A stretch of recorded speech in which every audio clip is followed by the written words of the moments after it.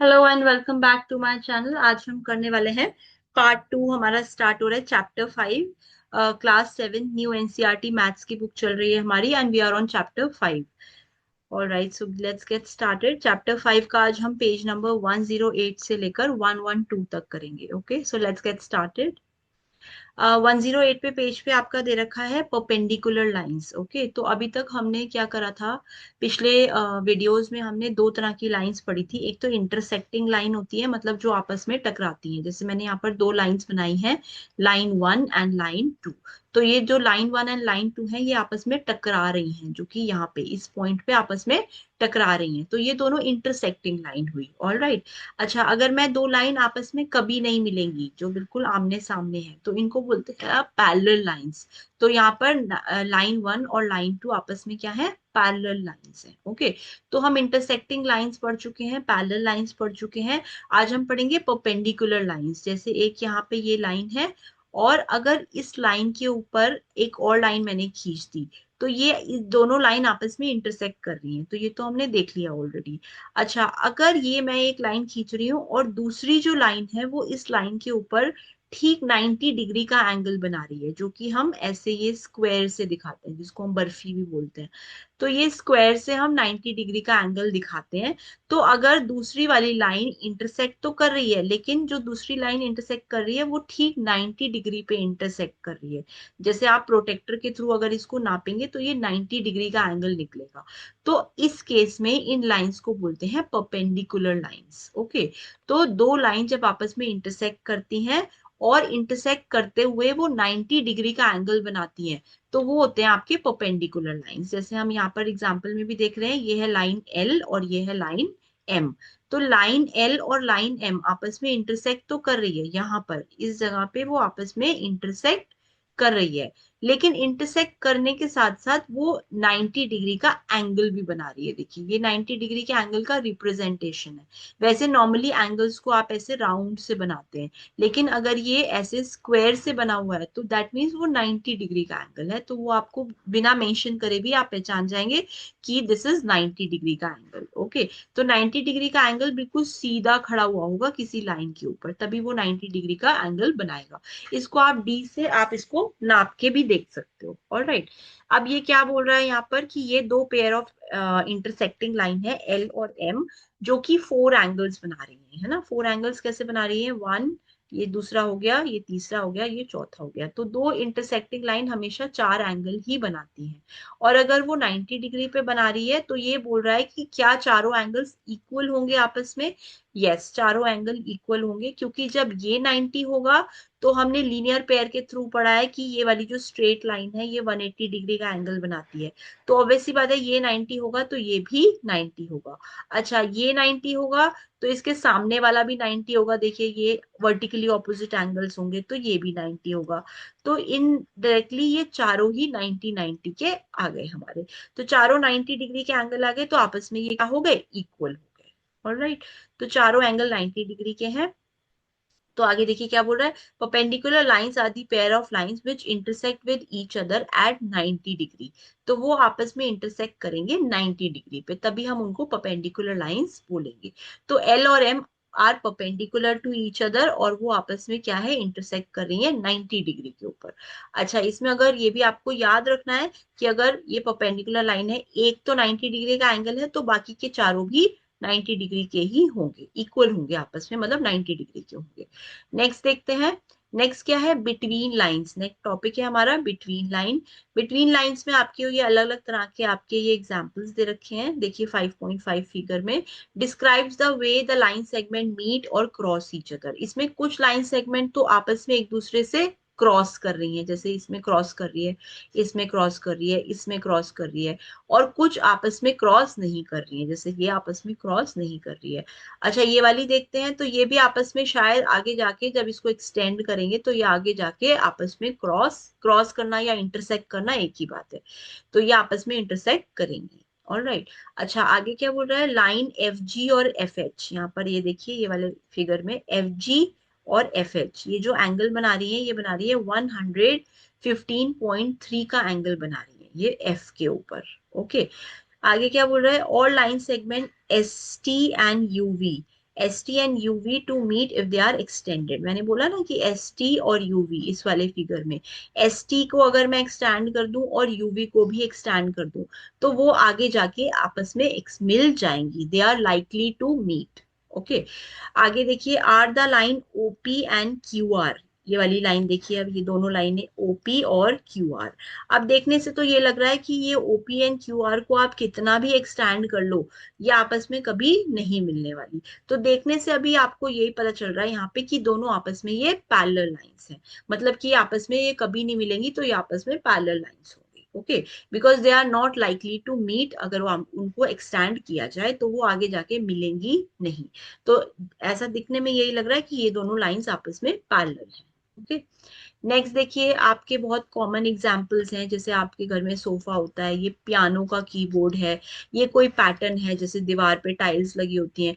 तो आप अपने घर में ही बहुत सारी चीजें देखते हो जिसमें पैरेलल लाइंस का यूज होता है। जैसे कि अगर मैं इस पैटर्न की बात करूं तो इस स्टाइल के अंदर ये वाली लाइन जो है, ऊपर वाली लाइन, ये नीचे वाली लाइन के एकदम पैरेलल है, मतलब ये आगे जाके भी कभी नहीं मिलेंगी, एक्सटेंड कर दो लेकिन ये मीट नहीं करेंगी। ऐसे इनके जो ये वाले लाइंस बने हुए ना ब्राउन कलर के, ये भी देखिए आपस में पैरेलल है, ये भी आपस में जाके जितना भी बढ़ा लो ये आगे जाके नहीं मिलेंगे। ऐसे ही कीबोर्ड के जो ये कीज हैं, देखिए ये वाली की जो है इस वाली की के पैरेलल है, क्योंकि इनको कितना भी आगे बढ़ा दो ये आपस में नहीं मिलेंगी। ऐसे ही सोफे की जो ये लाइन है, देखिए ये वाली लाइन हो गई आपकी, ये वाली लाइन हो गई, ये आपस में कभी नहीं मिलेंगी, तो ये आपस में पैरेलल लाइंस है। ओके, तो हम ये अपने घर में भी बहुत सारी चीजें देखते हैं जिसमें पैरेलल लाइंस बहुत कॉमन है। ओके, सो यहाँ पे ये लिखा है, देखिए पैरेलल लाइंस की डेफिनेशन लिखी है, they are the pair of line. Pair of line मतलब टू लाइन, दो लाइन कम से कम होनी चाहिए, तब आप बता सकते हो आपस में दोनों पैरेलल है या नहीं है। एक सिंगल लाइन आप नहीं बता सकते कि वो पैरेलल है या नहीं है, क्योंकि वो किसके पैरेलल होगी, कैसे बताएंगे। और वो सेम प्लेन पे होनी चाहिए, मतलब एक ही पेपर पे जब आप दो लाइंस बनाएंगे तभी आप बता सकते हैं कि वो दोनों आपस में पैरेलल है या नहीं है। And do not meet however far, और पैरेलल लाइन जो होंगी, अगर दो लाइन पैरेलल है तो आप उनको कितना भी एक्सटेंड कर लो, कितना भी बढ़ा लो, तो वो आपस में कभी भी नहीं मिलेंगी। ऑलराइट, नेक्स्ट देखते हैं, आपको दोबारा से देखिए यहाँ पर ये पैरेलल लाइंस दिख रही है। इस फिगर में जो ये पैटर्न दे रखा है, डिजाइन दे रखा है, इसमें आपको पैरेलल लाइंस बतानी है। देखिए बहुत सिंपल है, आपको मैं यहाँ पे टिक करके बता रही हूँ, ये वाली लाइन जो है इस लाइन के पैरेलल है ना।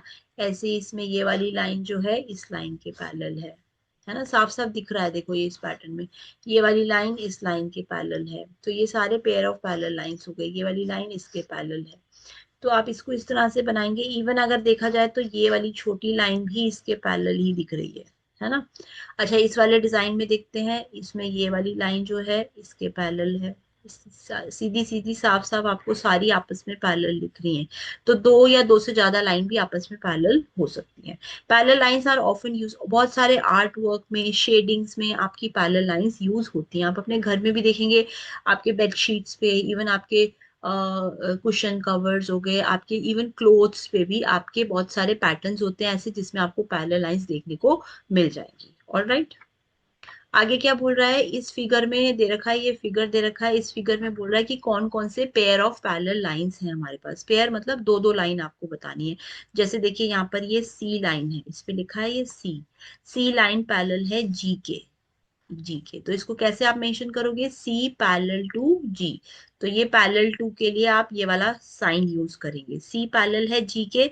ऐसे ही ये वाली देखिए आई है लाइन और ये एच है, तो आई जो है वो पैरेलल है किसके, एच के। तो ये दोनों आपस में देखिए कभी नहीं मिलेंगे, इनको कितना भी एक्सटेंड कर लो ये नहीं मिलेंगी। तो ये पैरेलल हो गई आपस में, आई और एच पैरेलल हो गई, और इसके अलावा तो कोई पैरेलल नहीं दिख रही है। जैसे अगर मैं एग्जांपल दूं, आपको डी और ई पैरेलल नहीं है आपस में, क्योंकि देखिए ये डी हो गई और ये ई हो गई, तो ये आपस में यहाँ पे जाके मिल रही हैं, तो ये पैरेलल नहीं है। ऑलराइट, तो जो आपकी नहीं मिल रही है वो पैरेलल है, जो नहीं मिल रही है वो पैरेलल है, और जो मिल रही है वो आपस में पैरेलल नहीं है। ऑलराइट, नेक्स्ट देखिए क्या बोल रहा है, ये take a plain square sheet of paper. एक शीट ऑफ पेपर लेंगे आप, स्क्वायर शीट ऑफ पेपर, आप न्यूज़पेपर ले सकते हो कोई भी। How would you describe the opposite edges of the sheet, they are dash to each other. Opposite edges का मतलब है, इसको मैं इसको एक्सप्लेन करती हूँ, जैसे हमने यहाँ पर, मिनट, देखिए आपका मैंने ये एक स्क्वायर शीट ले लिया यहाँ पर, ये एक स्क्वायर शीट है।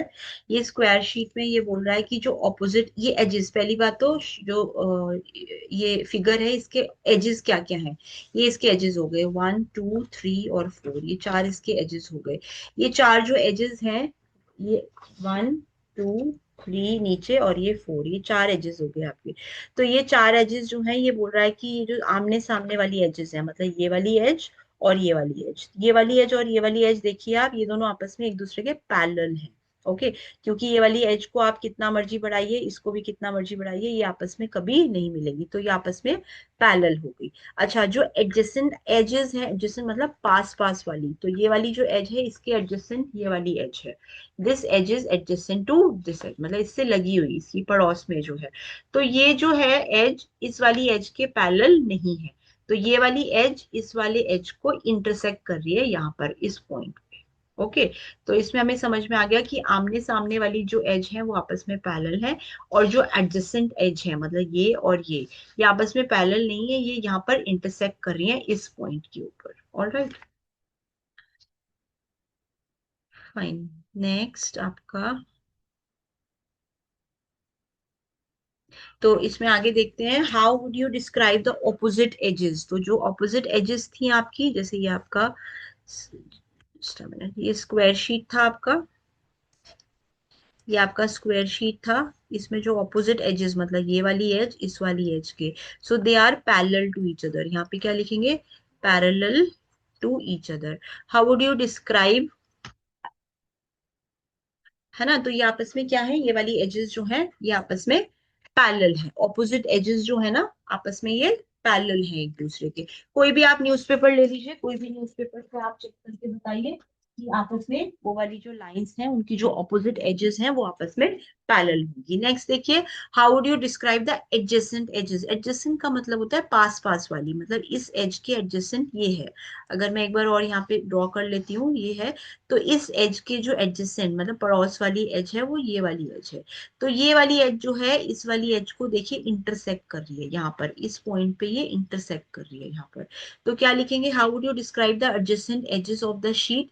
They are the adjacent edges are perpendicular. तो देखिए यहाँ पर ये इससे इंटरसेक्ट तो कर ही रही है यहाँ पर ये एडजेसेंट एजेस, और ये 90 डिग्री पे इंटरसेक्ट कर रही है, देखिए ठीक 90 डिग्री बना रही है यहाँ पर। इसको आप नाप के भी देख सकते हैं डी से, प्रोटेक्टर से। तो ये 90 डिग्री बना रही है। तो जो इंटरसेक्टिंग लाइंस आपस में 90 डिग्री बनाती हैं वो क्या होती हैं, परपेंडिकुलर लाइंस। तो यहाँ पर लिखिए perpendicular to each other, so they are perpendicular to each other, क्योंकि वो एक किसी पॉइंट पे मिल रही है, और राइट एंगल का मतलब होता है 90 डिग्री का एंगल भी बना रही है। Alright, so they both lines are perpendicular to each other. कोई भी एडजेसेंट साइड ले लीजिए, मतलब ये वाली साइड इसके एडजेसेंट है, तो ये भी आपस में इंटरसेक्ट कर रही है और 90 डिग्री पे इंटरसेक्ट कर रही है, इसीलिए इनको बोला जाएगा they are perpendicular to each other. मतलब कि अगर ये लाइन मैं ले लूं एल और ये लाइन ले लूं एम, तो यहाँ पे ऐसे मेंशन करते हैं, देखिए परपेंडिकुलर को, L is perpendicular to M, perpendicular के लिए ये साइन यूज करेंगे आप। और ये एम है, ये एन है, तो आप क्या बोलेंगे, M is parallel to N. इसको अगर मैं ले लूं लाइन ओ, तो L is again parallel to O. And अगर मैं परपेंडिकुलर वाला बात करूं तो O is perpendicular to M. तो ये साइन आपका यूज होता है पैरेलल के लिए आपका। एक बार साइन दोबारा बता देती हूँ, पैरेलल के लिए ये वाला साइन यूज होता है, और कोई लाइन परपेंडिकुलर है, परपेंडिकुलर, तो उसके लिए साइन यूज होता है ये वाला। ठीक है, ओके। नेक्स्ट देखिए, फोल्ड द, अब आपको क्या करना है, एक एक्टिविटी परफॉर्म करनी है यहाँ पर। एक आपको शीट ऑफ पेपर लेना है और उसको इस तरह से फोल्ड कर लेना है। ठीक है, आगे क्या बोल रहा है ये,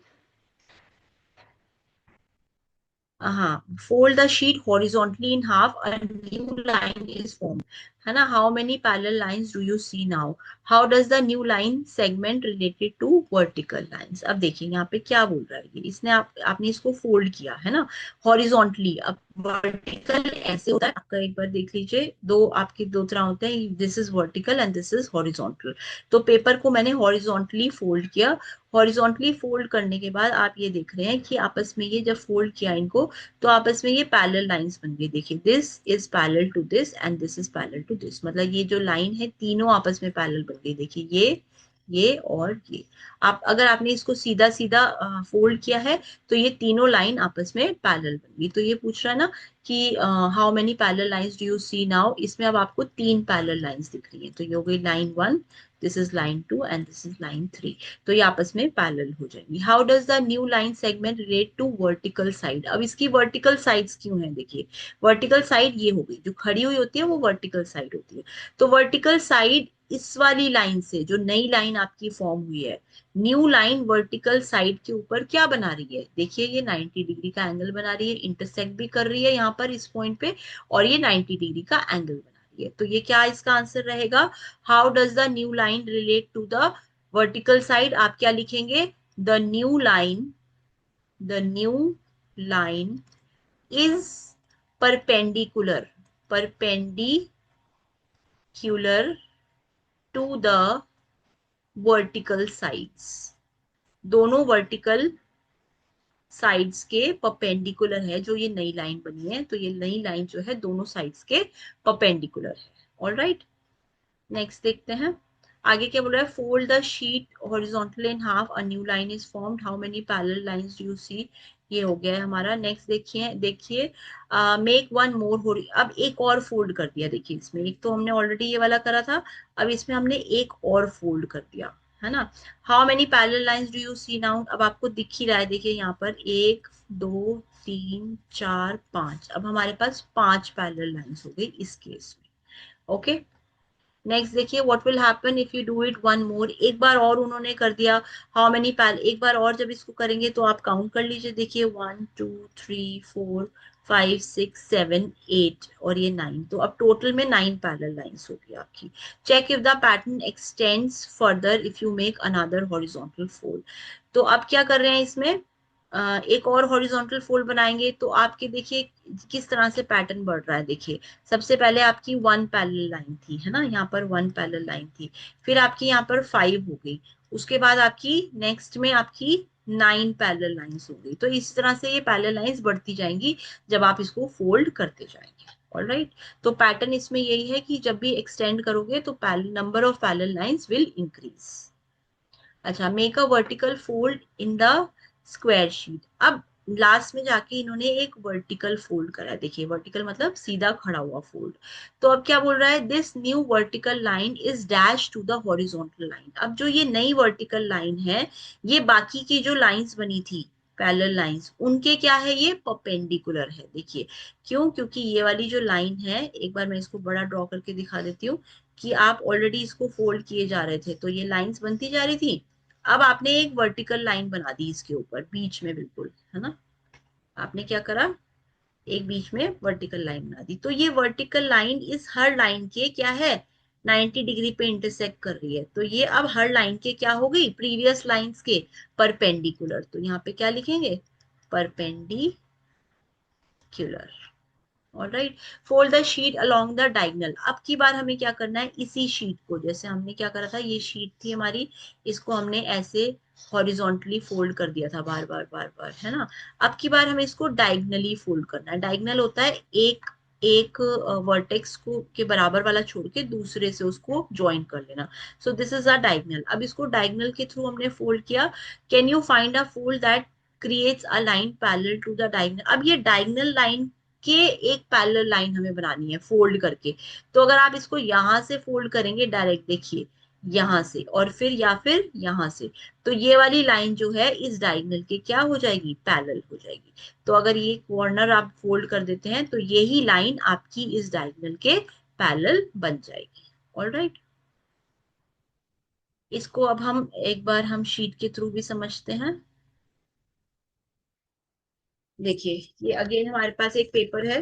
ओके, ये पेपर है, इसको इन्होंने क्या करा, इन्होंने सबसे पहले ये एक फोल्ड कर दिया पेपर को, है ना, एक फोल्ड करा। तो एक फोल्ड करने के बाद इसमें कितनी पैरेलल लाइंस बन गई, देखिए 1 2 और 3 है ना। उसमें फिर इन्होंने एक और फोल्ड करा, एक और फोल्ड करा, देखिए एक और फोल्ड करने के बाद अब खोल के देखते हैं इसमें कितनी पैरेलल लाइंस बनी। देखिए अब इसमें गिनिए, आपको ये 5 पैरेलल लाइंस बन गई है ना। इसके बाद आप क्या करेंगे, इसको इसको डायगनली कैसे फोल्ड करेंगे?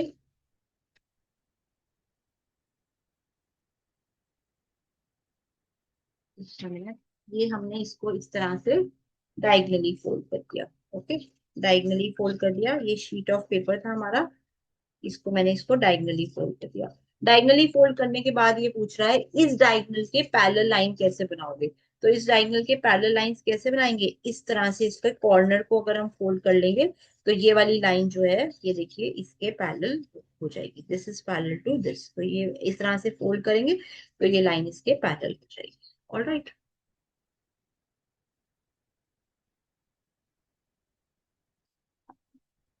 ओके, नेक्स्ट देखते हैं। नेक्स्ट एक एक्टिविटी करने को बोल रहा है ये। Take a square sheet of paper. Again हमें एक स्क्वायर शीट ऑफ पेपर लेना है, उसको मिडल से फोल्ड करना है और अनफोल्ड करना है। जैसे इन्होंने मिडल से इसको फोल्ड करा और वापस से इसको अनफोल्ड कर लिया तो ये क्रीज बन जाएगी इसमें, है ना। Fold the edges towards the centre line and unfold them. फिर से दोबारा से देखिए ये वाली जो एजेस थी ना, एक ये वाली एज और ये वाली एज, इनको दोबारा से जब फोल्ड किया तो ये थ्री लाइंस बन गई। देखिए 1 2 एंड 3, तो ये तीन लाइन बन गई। उसको अनफोल्ड कर दिया आपने। अब क्या करना है आपको? Fold the top right and bottom left corners on to the crease line. तो ये हमें क्या है, इसमें क्या करना है? टॉप राइट मतलब टॉप राइट हो गया आपका ये, और बॉटम लेफ्ट हो गया आपका ये। इन दोनों को आपको फोल्ड करना है। इसको फोल्ड करना है इस क्रीज के ऊपर, यहाँ पर इस क्रीज के ऊपर आपको एक ट्राइंगल की तरह फोल्ड, इसको भी एक ट्राइंगल की तरह फोल्ड करना है इस क्रीज के ऊपर। तो यहाँ पर इस तरह से फोल्ड किया तो ये ट्राइंगल बन गया, यहाँ पे इस तरह से फोल्ड किया तो ये ट्राइंगल बन गया। द ट्राइंगल शुड नॉट, इस क्रीज लाइन से बाहर नहीं जाना चाहिए ट्राइंगल, मतलब ये क्रीज लाइन के ऊपर ही रहना चाहिए ट्राइंगल। अब क्या पूछ रहा है? RABC parallel to PQR। देखिए आपका साफ साफ दिख रहा है यहाँ पर। मैं इसको बड़ा ड्रॉ कर लेती हूँ जिससे आपको अच्छे से क्लियरली दिखे। यहाँ पे इन्होंने क्या करा, एक बार फोल्ड करा तो ये आ गया, ये वाली एज फोल्ड करी इसके ऊपर तो ये लाइन आ गई, फिर ये लाइन आ गई। फिर आपने जब ये ट्राइंगल इस वाले को फोल्ड किया और ये इस पे इस तरह से क्या बना दिया, ट्राइंगल बना दिया, है ना। और इधर भी इस तरह से ये ऐसे ट्राइंगल बन गया। तो यहाँ पर ये क्या हो गई, ये आप इसको ए बोल रहे हैं, इसको सी, इसको बी, इसमें यहाँ पर इसको पी, क्यू और आर। अब ये पूछ रहा है कि क्या ए पैरेलल है बी के। देखिए ये ए हो गया, ए और ये आपका हो गया पी। ए और पी पूछा है ना, यहाँ पर ए है देखिए, यहाँ पर पी है। तो is A parallel to P? Yes. ए देखिए साफ साफ दिख रहा है कि ए पैरेलल है पी के। उसके बाद बी पैरेलल, बी किसके पैरेलल बोल रहा है? B is parallel to Q. अब देखिए B is parallel to Q, आप ठीक से इसको बनाएंगे ना ट्राइंगल तो बी क्यू के पैरेलल ही आएगा। और थर्ड पेयर क्या दे रखा है? C parallel to R. तो देखिए यहाँ पर ये सी है, ये टेढ़ा है देखिए यहाँ पर, और ये आर है। तो ये भी इसको भी एक्सटेंड करते जाइए कितना भी फर्दर, ये भी आपस में नहीं मिलेंगे। तो दैट मीन्स सी भी पैरेलल होगी किसके? आर के। So this line is also parallel to this. तो यहाँ पर आएगा यस दे आर, ये सारे जो पेयर्स हैं ये आपस में पैरेलल है। All right. So thank you so much for watching. We are going to cover the whole NCERT book for class 6, 7th and 8th. Please subscribe.